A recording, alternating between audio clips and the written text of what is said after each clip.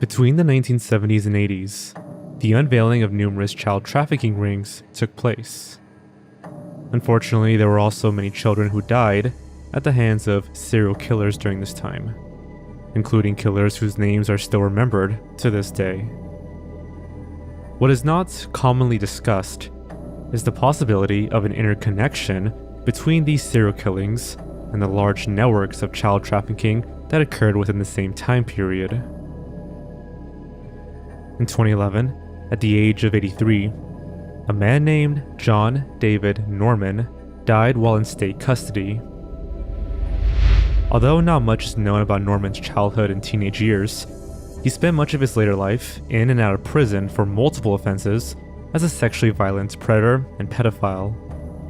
Throughout his life, he used a number of different aliases, including John Paul Norman, Steve Gurwell, Allen Hitchcock, and several others. Many of Norman's crimes involved the distribution of child pornography and sex trafficking.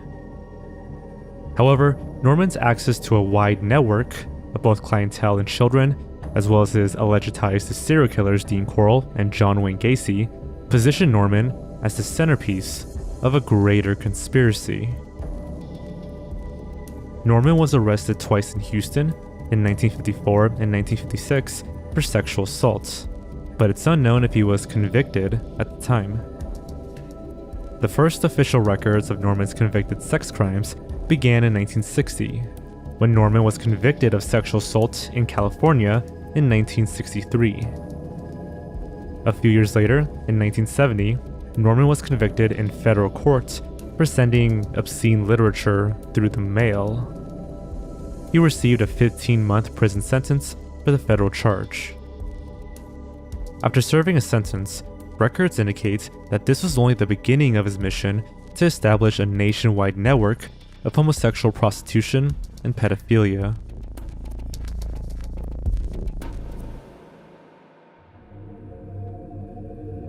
In the early 1970s, an organization called the Odyssey Foundation was grooming teenage boys and young men to be trafficked to clients across the country.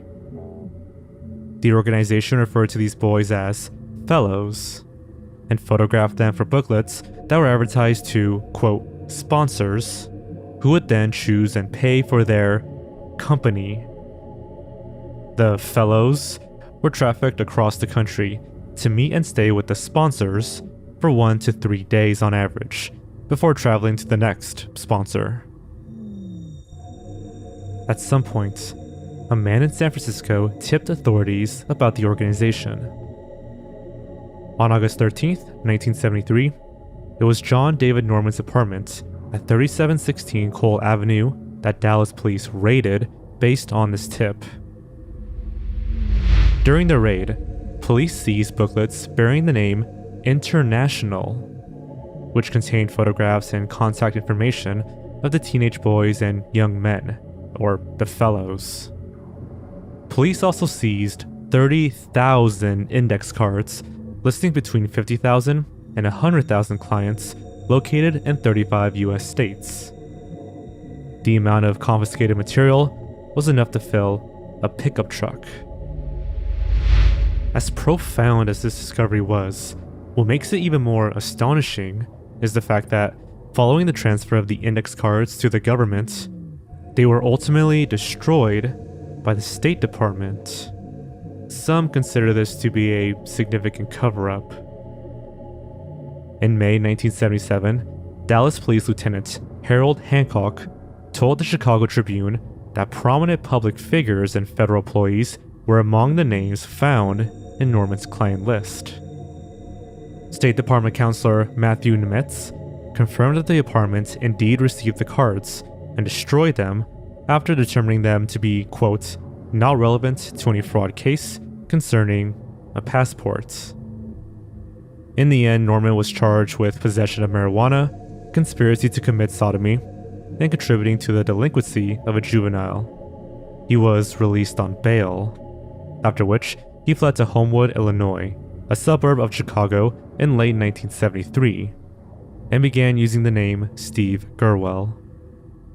It was around this time in 1973 that news reports indicated that police were investigating possible ties between Norman and a serial killer named Dean Corll.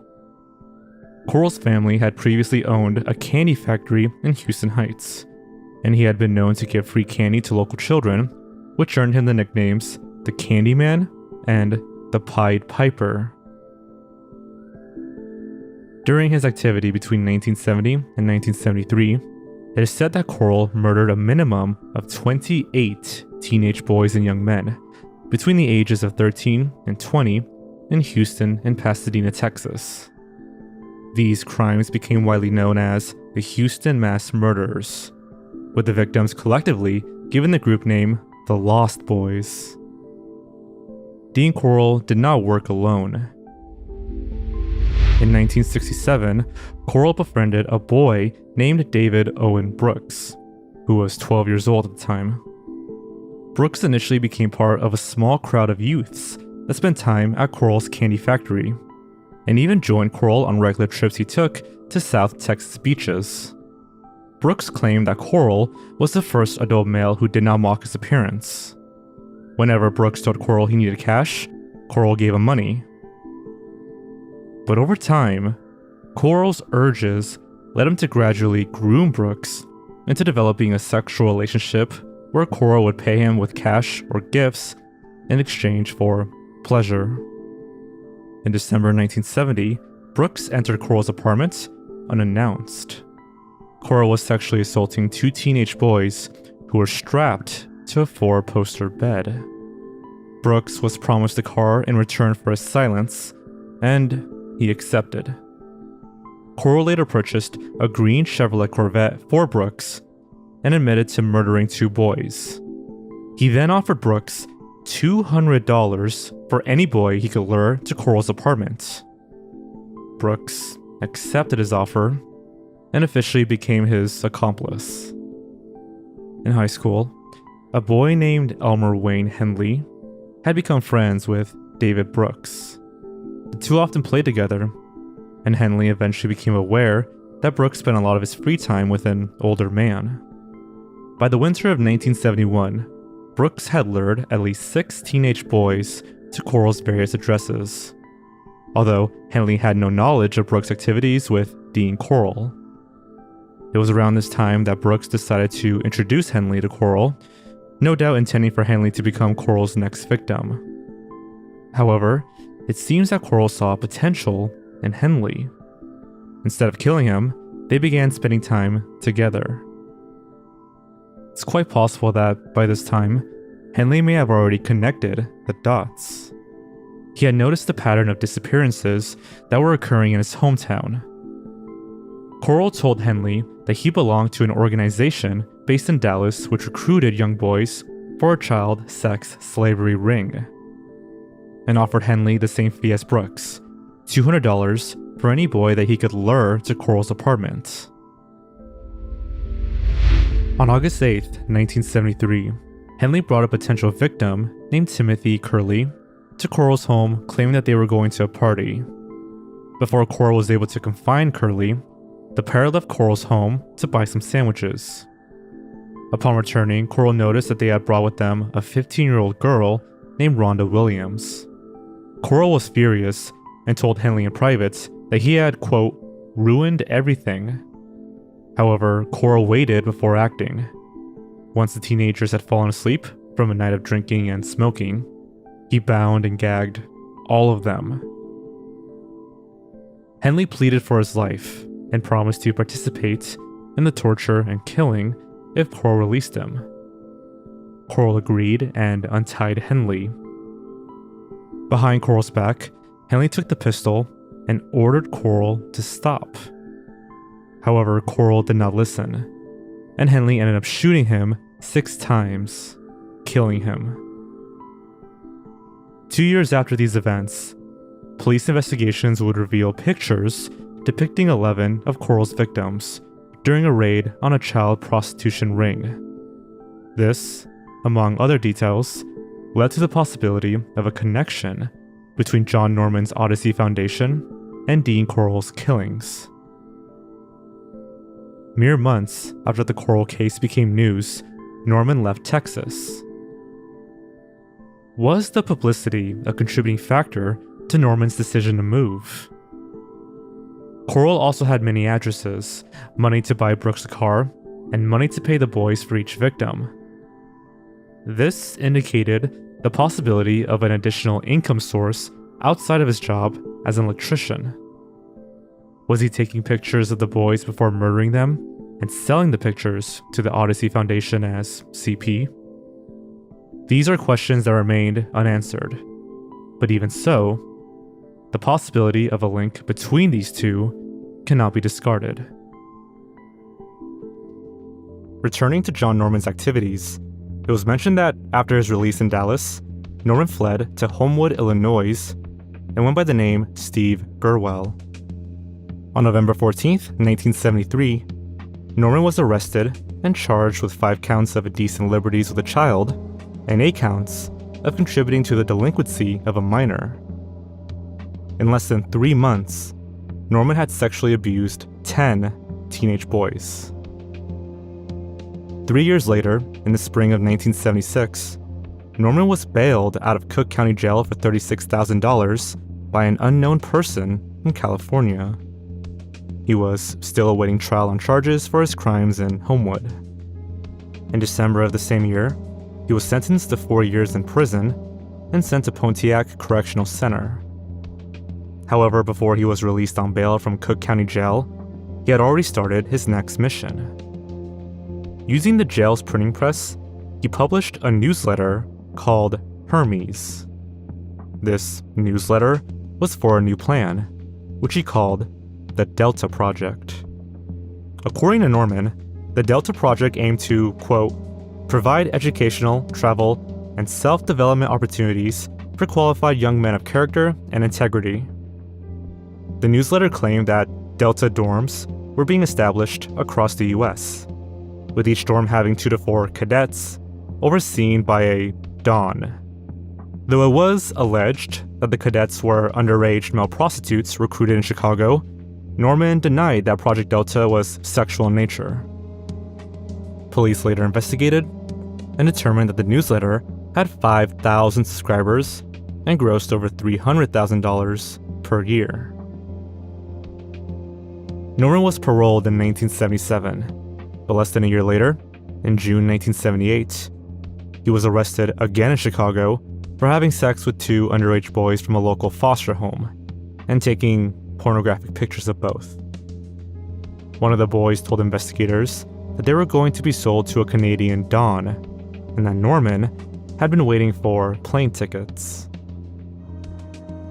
Following the raid on Norman's apartment, police found cameras, pornographic material, and tens of thousands of pink index cards with the names of customers and their sexual preferences. The index cards contain names from every state and some foreign countries, with some cards containing pictures of the customers. Norman had been accused of refounding the Delta Project, the crime for which he had already been sentenced for 4 years, except this time, he had given the operation a new name: the Creative Corps and MC Publications. He was charged with 2 counts of contributing to the delinquency of a minor and violation of his probation. A few years later, from his rural home and a nearby motel in Pennsylvania, Norman produced and released yet another publication of CP, a magazine called Handy Andy. He exploited at least 20 teenage boys from the area, enticing them with drugs and alcohol, and taking pictures of them engaged in various sex acts. Norman fled from Pennsylvania after his home was raided again, but was eventually captured in Bolingbrook, Illinois in October 1984. In 1985, he was released on bail, and he quickly fled once again. This process of being arrested and released and repeating his crimes continued throughout the years until 1999, when he was declared a sexually violent predator and was detained indefinitely at a Tuscadero State Hospital. He was eventually released from Atascadero to the rural town of Boulevard, California, under strict conditions. However, on February 2nd, 2009, Norman violated these conditions. As a result of these offenses, in March 2009, Norman was ordered back into state custody at Coalinga State Hospital, where he died 2 years later. Shockingly, Norman was never convicted for sex trafficking.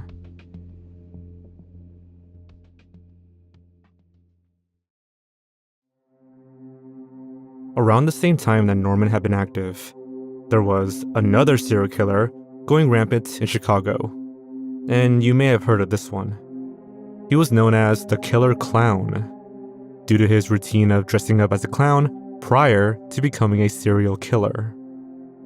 He went by the name John Wayne Gacy, and there are numerous hints of possible connections between Gacy and Norman's Delta Project.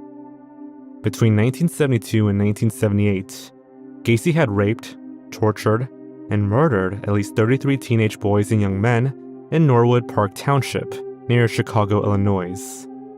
All of his murders were committed inside his ranch-style house. His killing methods were not original. Typically, he would lure a victim to his home and trick them into donning handcuffs on the pretext of demonstrating a magic trick. He later told police that he got the idea for his torture board from Elmer Wayne Henley, the same Elmer Wayne Henley who was Dean Corll's accomplice. Gacy owned a construction company called PDM Contractors. Much of PDM Contractors' workforce consisted of high school students and young men, and it was claimed that Gacy's victims would often be lured under the premise of a job at PDM. This company establishes a clear link between Gacy and Norman's Delta Project through one man named Philip Paskey. Paskey was described as blonde, tall, skinny, with pock marks on his face, and often dressed as a woman. He was also a known accomplice of John Norman during his time running the Delta Project. This connection became apparent when it was discovered that the two shared a P.O. box that was used for the distribution of Norman's newsletters. It also turns out that at one point in time, Philip Paskey also worked for Gacy's construction company, as evidenced by several pieces of paperwork, including payment receipts made from the company to Paskey. Aside from the paperwork, Gacy was once recorded in prison having a conversation, where he vents his frustration about being the only one to be convicted of the crimes. In the conversation, Gacy mentions 3 other names: Cram and Rossi, 2 other employees from PDM Contractors, as well as Paskey. Plus a lot of people had keys to the house and shit. Well, aside from the 12 keys, we already know that Rossi, Cram, Paskey, and Norman were involved in the case. And you know something what's funny? These son of a bitches know it too. And what does Cozen's Act do? Gacy claimed that all of them had keys to his house. David Cram, Rossi, and Paskey all had keys to the house. In fact, they used the house when I wasn't in town. And none of them got locked up. Nope, they're still free. Unbelievable. Doesn't this sound familiar? I mean, a shared house with a number of youths, or cadets, supervised by a Don? Is it possible that Gacy's house was actually one of the Delta dorms that had been advertised in Norman's newsletters? At least 2 victims believed to have been murdered by Gacy had last been seen alive close to where Norman lived, leading to further speculation of a possible connection between Norman's Delta Project and Gacy's killings. In a 1992 interview, Gacy claimed that Norman and the Delta Project were producing snuff films of young boys, possibly including some of Gacy's victims. Had some of Dean Corll's victims also been filmed and sent to the Delta Project? And was the Delta Project paying for these films and distributing them around the country?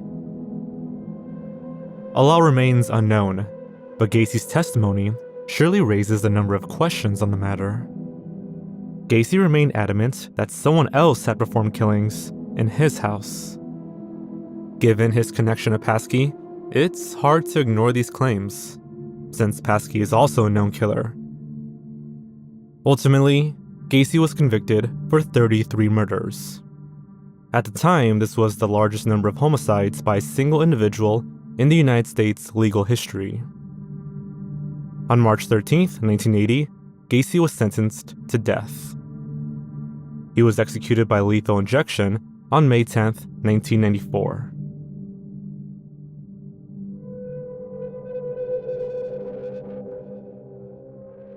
Throughout the 1970s and 80s, a number of serial killers were active in the Chicago area.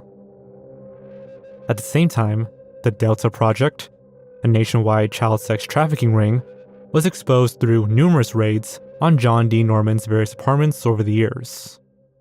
We have explored the possible connections between Norman's Delta Project and other serial killers, such as Dean Corll, John Wayne Gacy, and Philip Paskey. With regard to Gacy in particular, he may have provided means of procuring victims and clients for the Delta Project, as well as providing a killing site, and even offering disposal services. Norman may have provided a larger network of clientele throughout the country for not only trafficking of boys and young men, but also the sort of content being produced by these killers. Some may even go so far as to consider the possibility of this network having evolved into the modern conspiracies revolving around missing children and predatory practices that continue even to this day. Was the Delta Project the precursor to it all? We can only wonder.